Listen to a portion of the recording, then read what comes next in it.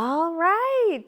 Well, it's 12:30. We'll go ahead and get started. Others may trickle in, and that's fine, but I want to make sure we respect your time this afternoon. So thank you for joining me this afternoon for our Speak Presents workshop about communicating vision and community.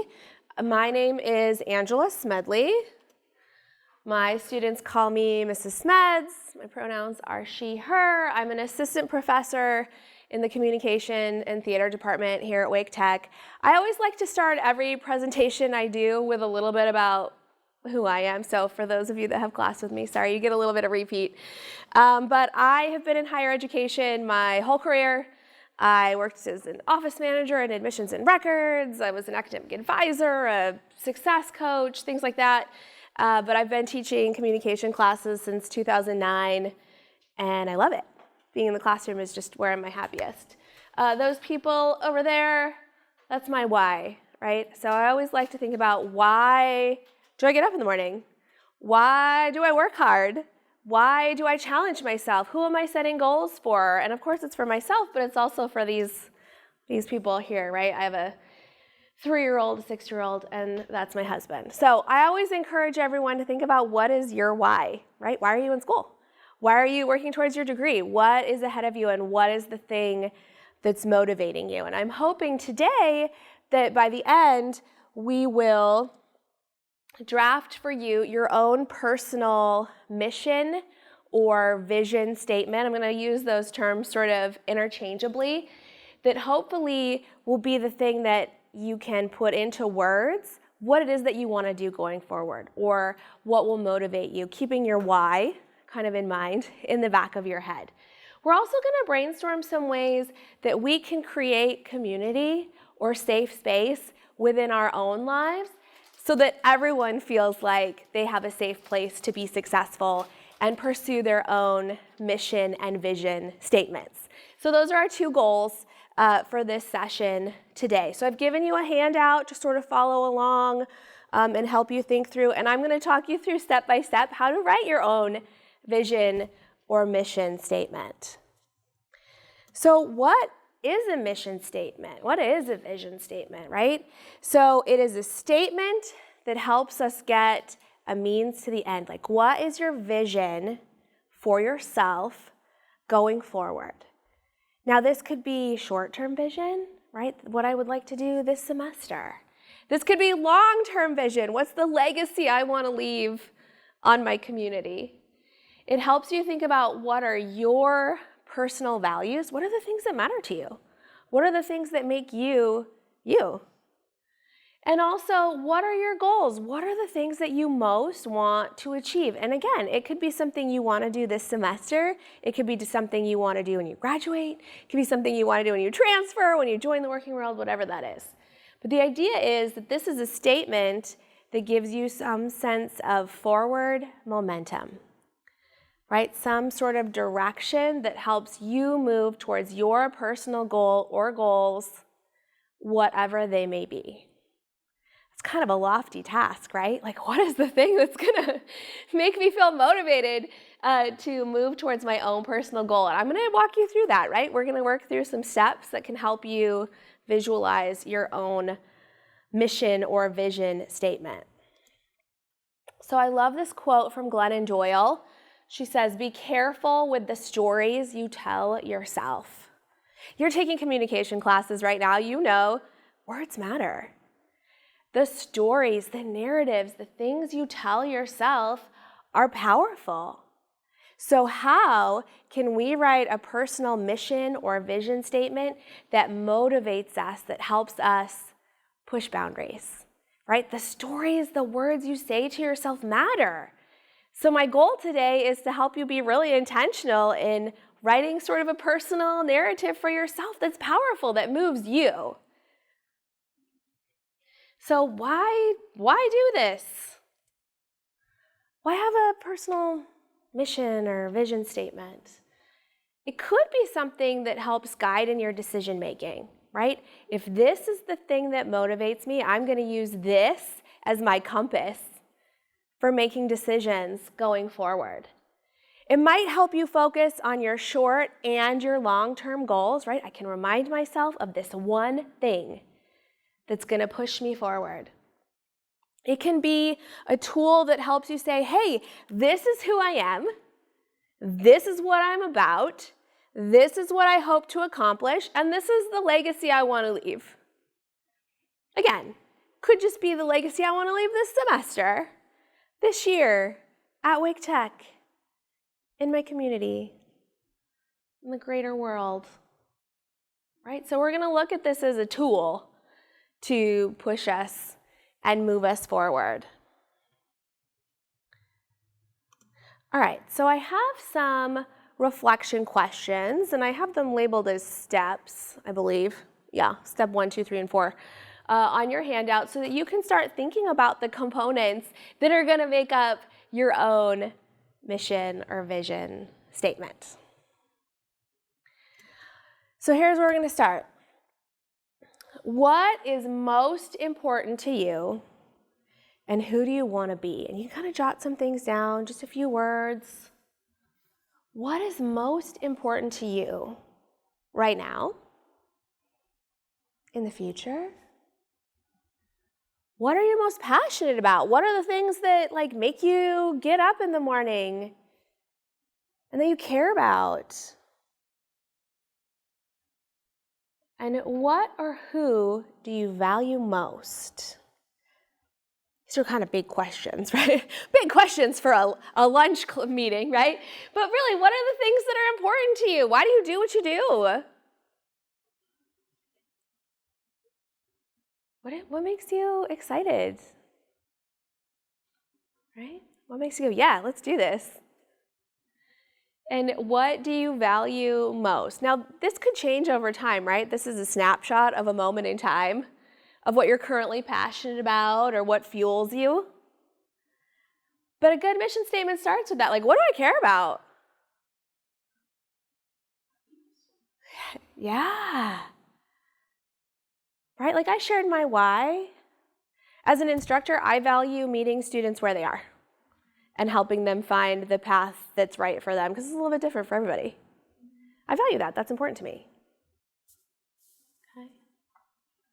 So be thinking about what is important to you. What are you passionate about? What are the things you value? If you had to pick, I only have these things in my life, what are those things that I would want?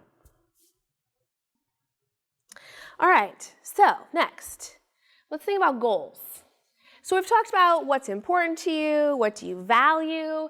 What are some of your biggest personal or professional goals? You don't have to write both, pick one. What's one thing, what's a goal that you would like to pursue? What does the best version of you look like? If you imagine in your mind's eye your best self, what is that? Here you go. And what qualities and attributes would others use to describe you? Again, right? I'm asking you kind of big questions on a Tuesday afternoon. Yeah, so jot down some goals or just a word or two that are a couple of goals. What does the best version of you look like? And what qualities or attributes would others use to describe you?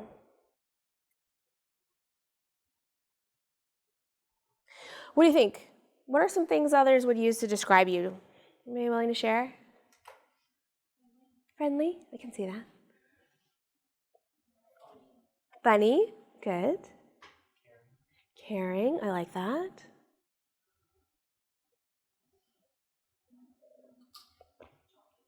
Talkative? That goes with the funny, doesn't it? Yeah. What about the best version? What's the best version of you look like? For me, it might be organized, put together, confident. Yeah, Claire. I didn't see it. Someone chose organized for you and you didn't see it. Okay.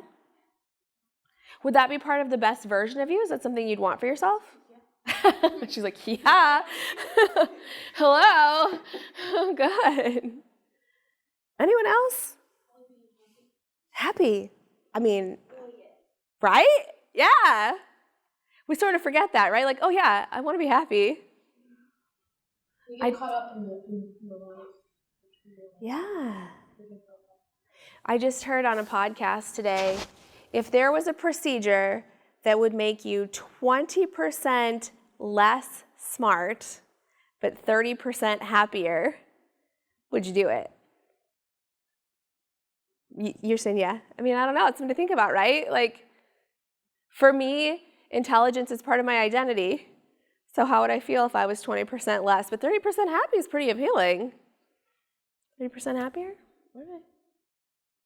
All right. 20% was something else. So 20% was something else? I know we'd have to think about what that is, right? All right, next. Think about your peers and your mentors.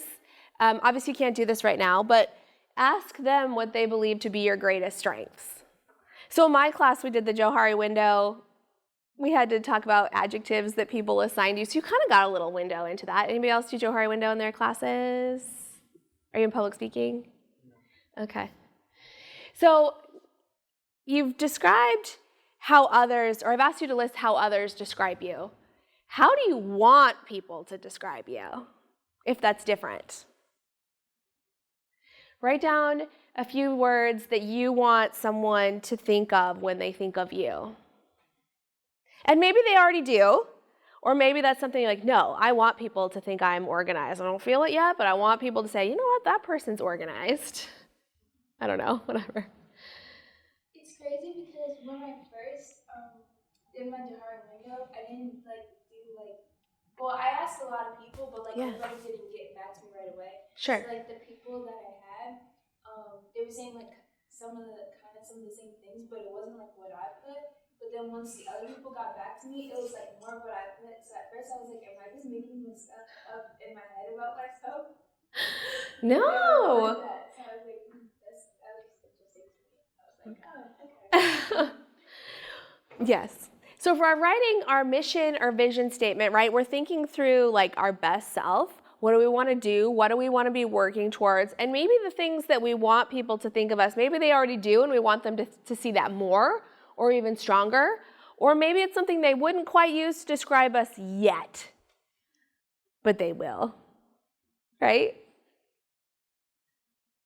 Okay, good. All right, this last one's the big one. Are you ready? Think about the legacy you want to leave. Could be at Wake Tech. Could be just in your community. Could be the world. Whatever legacy level you feel comfortable thinking about right now. What do you hope to create or change or maintain and strengthen that would be lasting?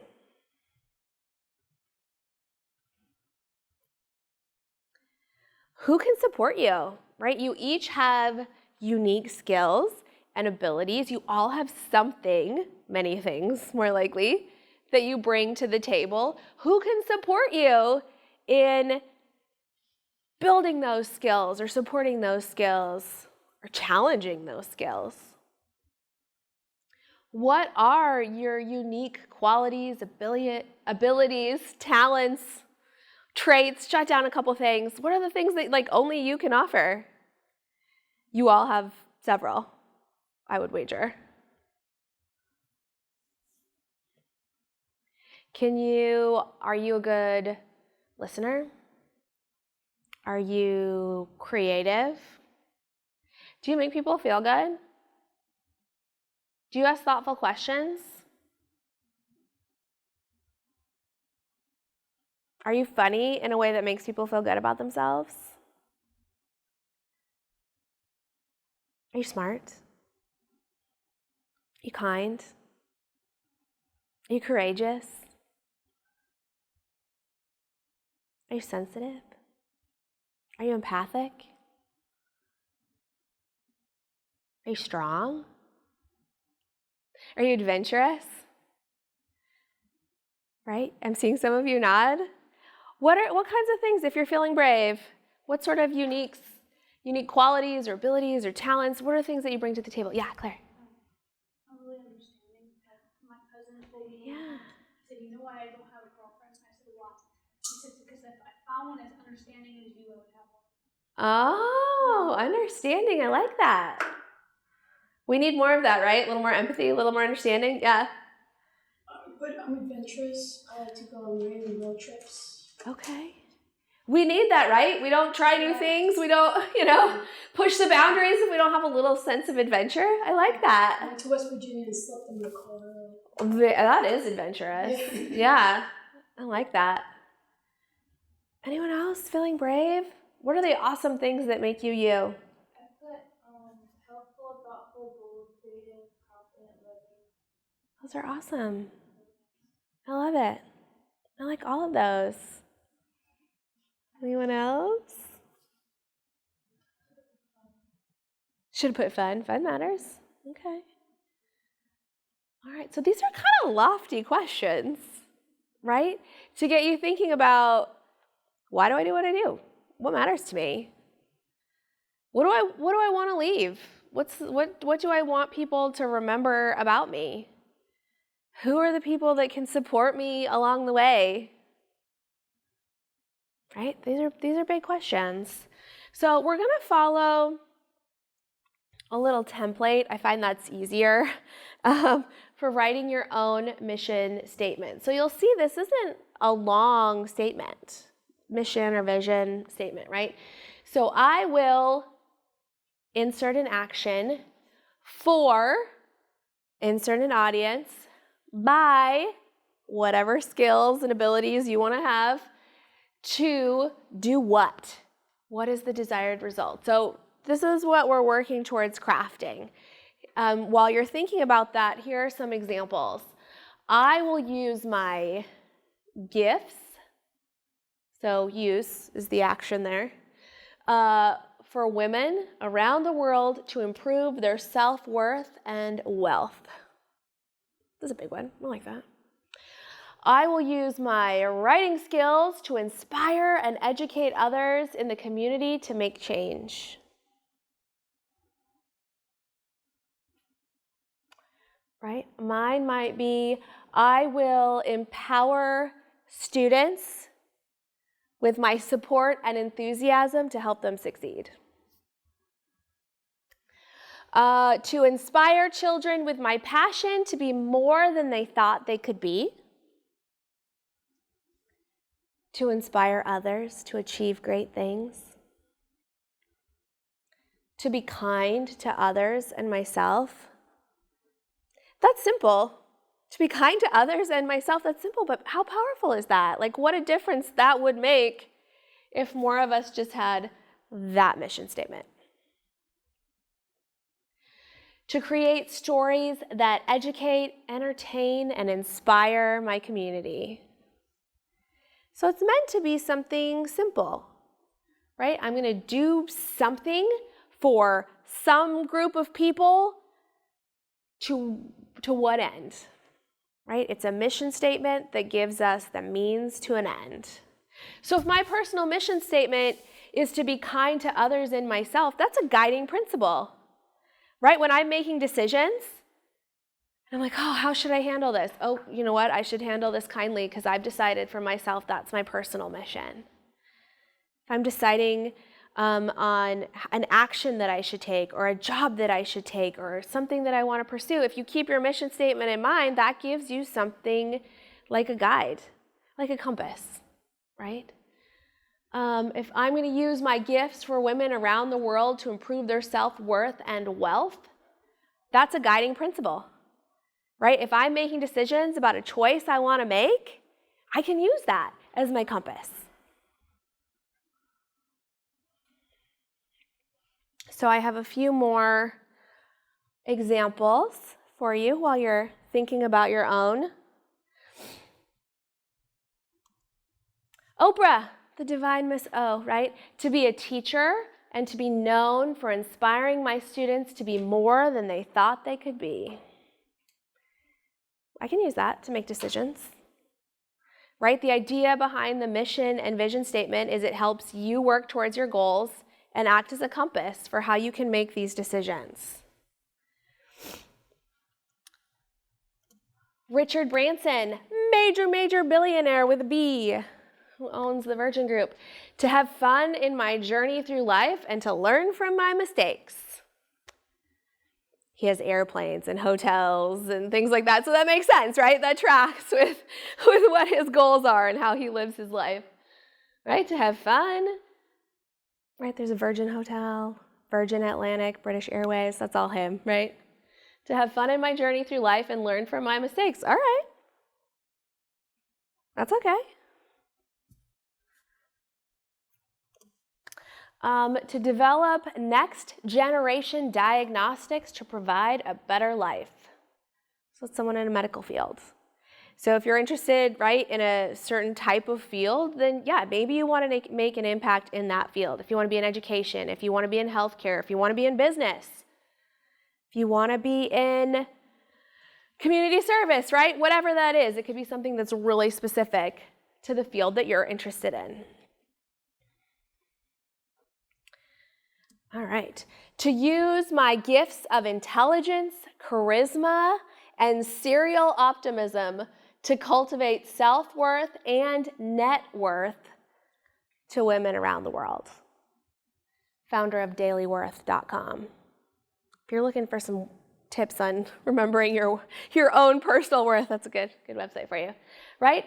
So my gifts, and I love that, serial optimism, what a great gift. And how well described, I love that. To cultivate self-worth and net worth of women around the world. Anyone willing to share what you came up with? Did you write one? Do you have a start of one? Okay, it's okay. You're still thinking. You got time. All right, so a few more tips. You want to keep it short. It's ideally only a sentence that really focuses on only that thing that matters most. You can start with writing 5 words that describe you and your purpose. Start really small. It doesn't even have to be a whole sentence. It can just be a few words that help you feel motivated. It should be true to you, and it should reflect what your greatest passion is. That's why one of your questions was, what are you passionate about? What makes you excited? What moves you forward? What propels you? And then get feedback, right? Share your mission statement with someone else. See what they say. See what happens. So I'm going to give you a handout here that goes along with this graphic that's on the screen here. So this is from a book called How to Focus on What Really Matters. And this is a template that the authors use to guide their daily actions. So it's called Make Time. So what they say is, okay, you should pick one thing every day that's going to be your highlight. What is the one thing? And we all have like a million things we have to do, but every day pick something. What is the one thing that absolutely has to be done today, no matter what? Right? I have to write the introduction for my speech. I have to take this quiz. I have to accomplish this task at work. I have to pick up groceries, right? Whatever it is, that one thing that has to happen above all else. And then how can I be laser focused? And that's going to look a little bit different for every one of us. Now, the authors are sort of intense. They deleted all the apps off their phone, and so there's no distractions. But figure out for you, what is the right time? What is the right place? What are the conditions that you need in order to really focus on the task that you need to do? And that's going to look a little bit different for every single one of you. And then think about what energizes you. Is that caffeine at just the right time? Is that a well-timed nap? Is that a great song that pumps you up? Is that getting a 10-minute brisk walk in? Again, it's going to look a little bit different, but what are the things that energize you, that help you focus, And then reflect at the end of the day. Did I do the thing I said I would do? If I did, great. If I didn't, I can try again tomorrow. I'm not going to beat myself up over it. I'm going to try again. And so this little handout, for every day, you can identify like what your highlight is. At the end of the day, you'll say, hey, did I make time for this thing? Yes or no? Yes? Great. Congratulations. Pat yourself on the back. What do I want to try tomorrow? If you didn't, that's okay. You can add that again. How focused was I today on a scale of 1 to 10? How energized was I from 1 to 10?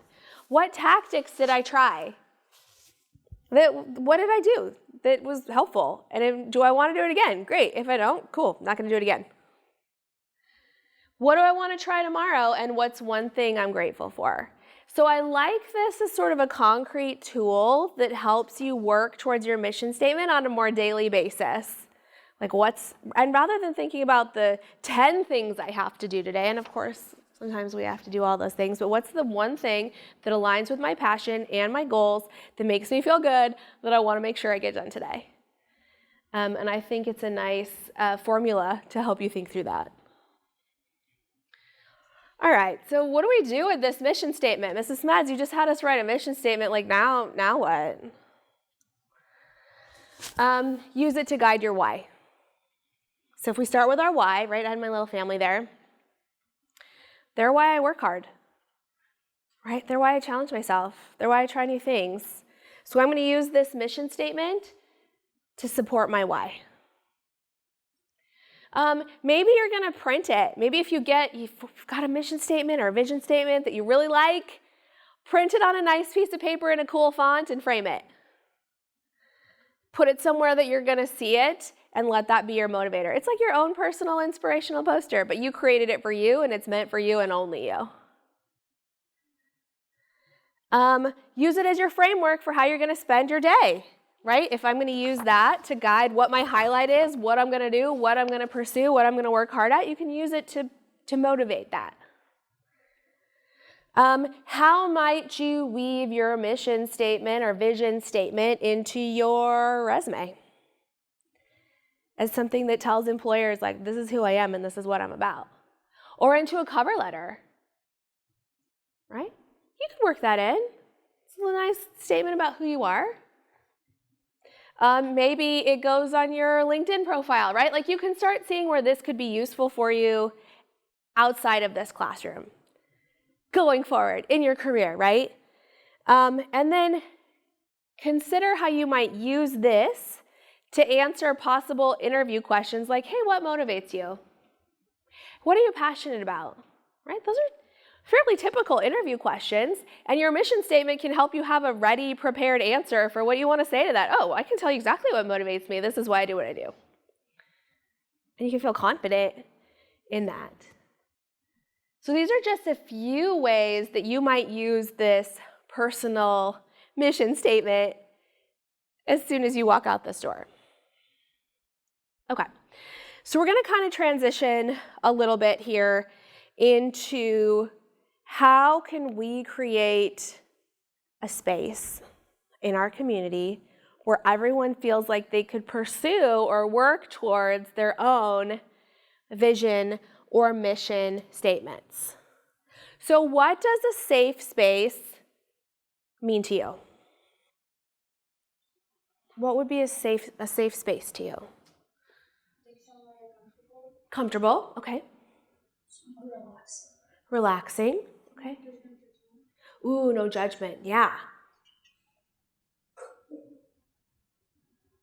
What would be a safe classroom?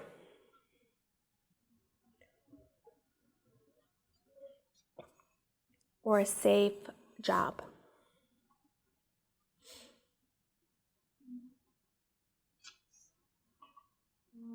Well, but I think like somewhere like organized because, like for instance, like working at Walmart, I'm like the type of person that like when I'm doing things, I like to get like a whole bunch of stuff done. Yeah. And then I feel like with management, because like they were like unorganized, like they would have like somebody doing this and then like you'll start doing something, and Mm-hmm. somebody else will move you, and so like they want all these things done, but then they'll keep moving people, so then nothing gets done because Sure. everything gets started, but nothing gets finished. So you don't feel like you're accomplishing anything. Okay. Woo! So a place where you can accomplish something. The classroom is possessed. There we go. Okay. Okay. Like let's go back to the classroom, right? Because that's where we are, right? What do you need to feel like you're okay and that you can share your ideas in your classroom? Okay. Feel like you can trust. What does it take for you to feel heard and valued? What does that look like? What do you need for that to happen? Oh, okay. Feedback, sure. Yeah. Just feedback, though. It has to be good feedback. Good feedback, okay. Doesn't always mean it's not critical, but it could be constructive, but it has to be useful. Constructive criticism. In high school, I had a teacher that if she didn't like what you said, she would just be like, "Oh, you're wrong." Okay, yeah, that's It was a hard. literature class, so there's not really a wrong answer. That's defeating. Okay, all right. I think just instruction time because like, when I was in high school, I had some classes where like I hated it because they would just write lists on the board. Yeah. And that was what we were supposed to get done in that class. Yeah. They would never like stand up and teach. Okay, So it was like it made everything so much harder. sure. Anybody else? What do you need to feel heard and valued?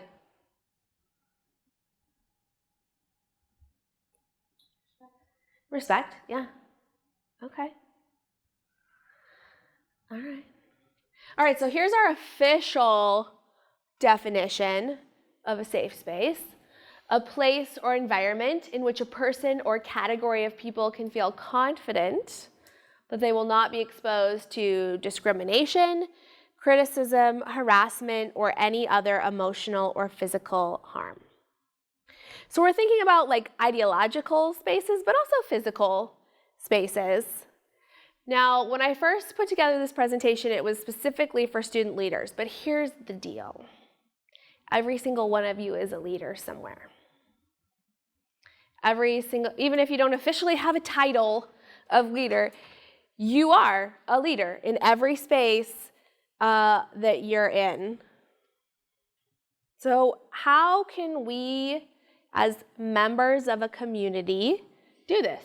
How can we create spaces that do this? What do you think? Yeah.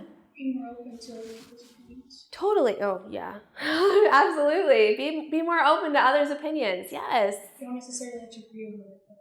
Totally. Listening does not obligate you to agreement, but it's powerful. Yeah, Claire. Letting them know that they have the freedom to speak and say what they think. Sure.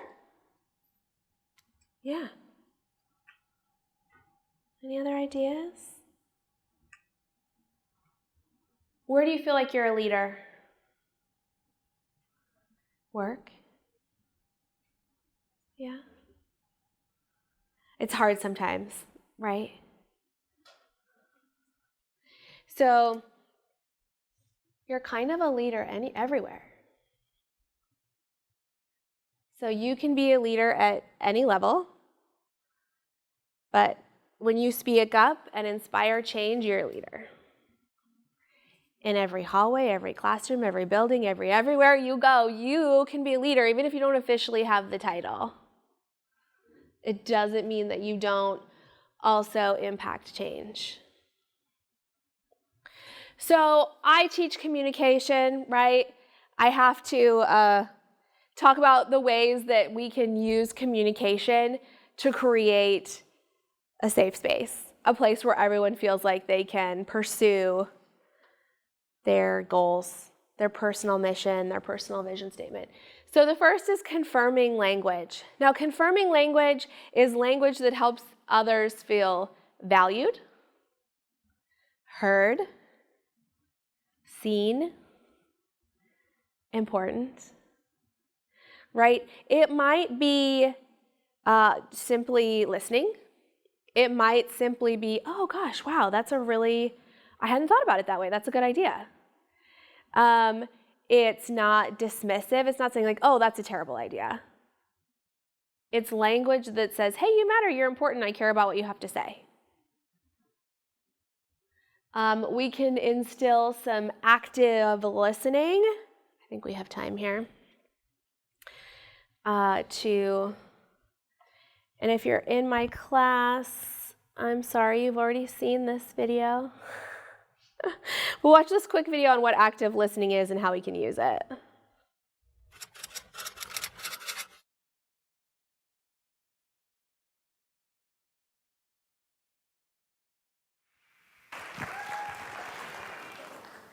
So I'm walking along, and my friend Dom is beside me, and he's describing this really cool idea he has for ASG. But instead of paying attention to what he's saying, I'm looking at posters, the really cool posters on the wall, and my phone buzzes, so I pick it up, and I continue that conversation from last night. And then I turn to Dom, and he's like, wouldn't that be cool? And I go, wait, what would be cool? I realized that I was not engaging with the person who was right beside me. And that was not good. And so now in my own life, I'm trying to implement this thing called active listening. And 3 words come to my mind when I think of active listening. And they are, be here now. Seize the moment. Live in this moment. Listen to the person who is right beside you. So to do this, I put away all distractions. I shove my phone in my pocket, get rid of that poster in my head. And then I use my face and my body to convey that I'm open and interested in what this person is trying to communicate. I make eye contact with them. Now, I don't stare them down because, let's be honest, staring somebody down might be a little intimidating coming from someone who's 5 feet tall. So I occasionally make eye contact. I uncross my hands, unclench my fist, let them know that I'm here to listen to them. And then when they're all done finishing up their thought, I wrap it all up. So what you're saying is, and it gives them a chance to go, no, you got it all wrong. This is what I'm saying. And then they'll re-explain it all over again. And I'll go, okay, so what you really mean is this. And they'll go, yes, you understand, you get it. Thank you for listening to me. Listening is such a powerful tool. It conveys to people that you are here to listen to them, that you're not preoccupied with something that's distant and irrelevant. That's for your Facebook time, later when you're chatting with your friends at 12 o'clock at night. Not now, not where people are right in front of you. And so this is what I challenge all of you to do. Put away distractions. Use your face and your body. Let them know that you're interested in what they have to say. And finally, provide feedback. Let them know that you were listening the whole entire time, that you were there for them. And I promise you that when you guys implement this into your own life, it will make all the difference in seizing the moment. And just a note, it's not easy. It's definitely hard. It takes focus and concentration. And I still don't listen to people sometimes, and I feel bad when I don't do it. But when I do, it makes all the difference. Thank you for listening.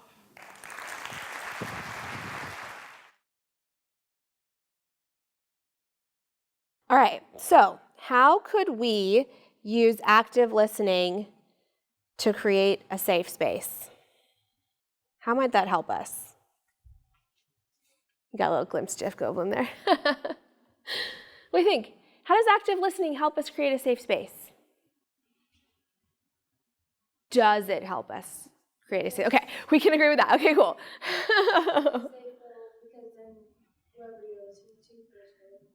Yeah. So she even said, is this easy to do? No, right? But think about when someone has truly listened to you, how good that feels. You feel valued. You feel important. So can we execute this perfectly all the time? No. But can we do our best to be intentional and really listen to people even if we disagree with them, to your point, right? Part of creating a safe space is looking at disagreements and complicated situations from a place of curiosity. So here we have Ted Lasso. Ted Lasso is so wise, right? Be curious, not judgmental. That helps us approach situations in a more neutral place. I wonder why it is you feel that way. I wonder why you think that. I wonder where that comes from instead of you're wrong. I disagree with you. Curious, not judgmental. We can practice perception checking, right? Not jumping to conclusions, not making assumptions about other people. We can step back and go, okay, this is what I'm noticing. Maybe it's this, and then I'm going to ask the other person before I jump to conclusions, before I make a quick assumption. I'm going to allow someone the opportunity to be who they are and have a dialogue. That creates a safer space, more community, more opportunities for everyone to pursue their own goals if we don't jump to conclusions, because that usually gets us in trouble. We can practice empathy. And again, if you've had class with me already, you've seen this, but it's a good one. So this is Brene Brown's video on empathy, and this is something we can all strive for as well.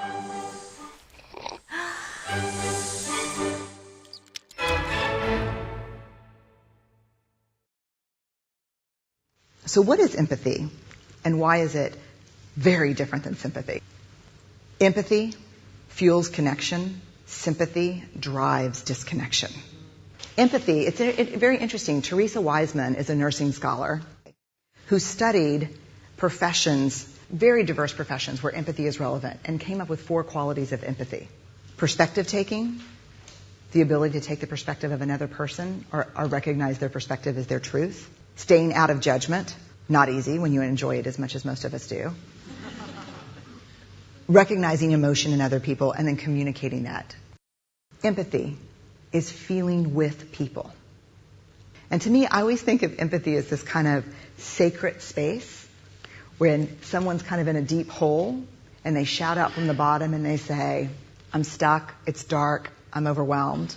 And then we look and we say, hey, you climb down. I know what it's like down here, and you're not alone. Sympathy is, ooh, it's bad, no, you want a sandwich? Empathy is a choice, and it's a vulnerable choice, because in order to connect with you, I have to connect with something in myself that knows that feeling. Rarely, if ever, does an empathic response begin with at least. And we do it all the time. Because you know what? Someone just shared something with us that's incredibly painful, and we're trying to silver lining it. I don't think that's a verb, but I'm using it as one. We're trying to put the silver lining around it. So, I had a miscarriage. Oh, at least you know you can get pregnant. I think my marriage is falling apart. At least you have a marriage. John's getting kicked out of school. At least Sarah is an A student. But one of the things we do sometimes in the face of very difficult conversations is we try to make things better. If I share something with you that's very difficult, I'd rather you say, I don't even know what to say right now, I'm just so glad you told me. Because the truth is, rarely can a response make something better. What makes something better is connection.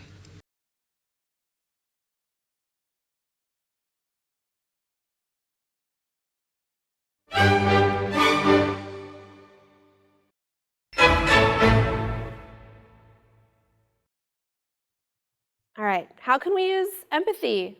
Let's start with, would empathy help us create a safe space and community?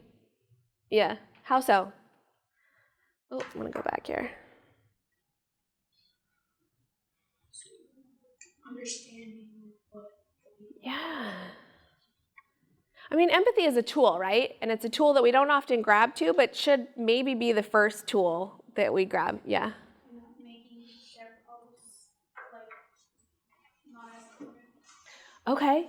Yeah, right? Like we're letting people have their truth in the moment with the support that they need. Yeah.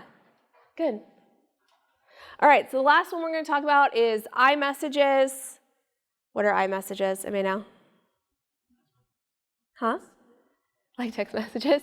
So instead of saying, you always, you never, you did this, we might say, hey, I'm frustrated that this thing happened, and this is the result of that, right? It's taking ownership of our own feelings and emotions, and we tend to do better and have more fruitful conversations when we start with I instead of you. So these are just a few communication ideas that can help us create a safe space where everyone feels heard, where everyone feels like they can pursue their own personal vision and mission statements. So in the last couple of years, we've been presented with like a lot of unknown, right? We've kind of had to pivot. Anybody tired of the word pivot yet? Right? We keep having to change ideas. So as leaders, because each one of you is a leader, how do we manage the unknown?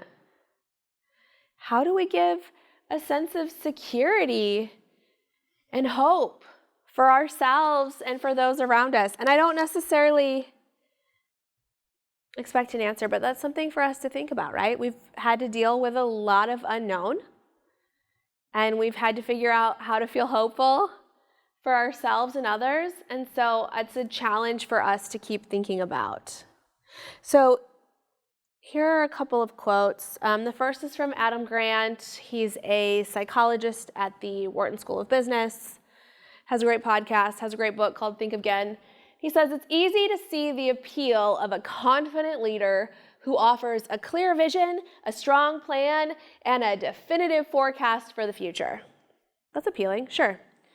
But in times of crisis as well as prosperity, what we need more is a leader who accepts uncertainty, acknowledges mistakes, learns from others, and rethinks plans. That's enticing, right? We don't always have the answers. Your mission statement, your vision statement might help you guide your decisions, but it might also be helpful in the unknown, and that's okay, right? To use it as to help you navigate those uncertain times. And then one more from Glennon Doyle from her book Untamed. Imagination is not just the catalyst of art, it's also the catalyst of compassion. Imagination is the shortest distance between two people, two cultures, two ideologies, two experiences.